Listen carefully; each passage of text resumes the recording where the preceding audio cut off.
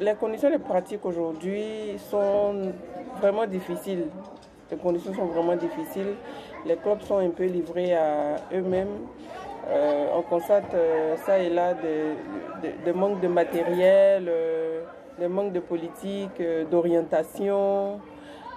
Et ajouter à tout cela un championnat qui se déroule dans un seul endroit, donc qui ne favorise pas un peu les joueurs de l'intérieur du pays. Le manque de moyens, surtout de moyens au niveau de la fédération, parce que j'estime que si la fédération avait les moyens nécessaires à sa disposition, elle aurait fait mieux que ce qu'elle fait, qui n'est déjà pas mal, voilà, qui n'est déjà pas mal. Donc cette fédération est encouragée. Voilà. Donc je pourrais dire aujourd'hui que tout cela explique un peu le niveau du handball ivoirien actuel. Moi, en tant qu'athlète, je trouve inadmissible qu'on ait des clubs qui n'aient pas de centre de formation. C'est pas possible. C'est pas possible. C'est des choses que les présidents des clubs, les décideurs doivent régler. Il faut former surtout. Il faut former, donner les moyens aux centres de formation qui existent, pas seulement à Abidjan, pas seulement dans le Grand Abidjan, sur toute l'étendue du territoire national.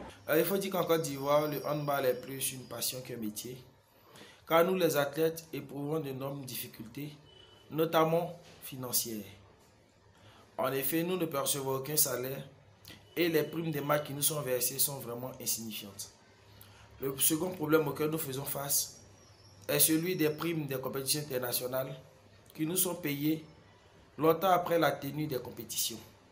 Pour preuve, nous avons participé à la Coupe d'Afrique des Nations en Tunisie en janvier 2020 et jusqu'à présent n'avons reçu aucune prime.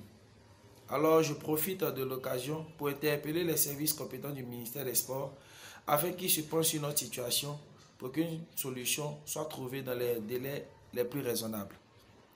Enfin, nous connaissons le problème de la planification des activités de la fédération, problème qui est dû à l'indisponibilité des heures de jeu, puisque nous sommes en concurrence avec d'autres disciplines ou même des entités culturelles. Donc tous ces problèmes-là rendent la pratique de notre sport assez difficile.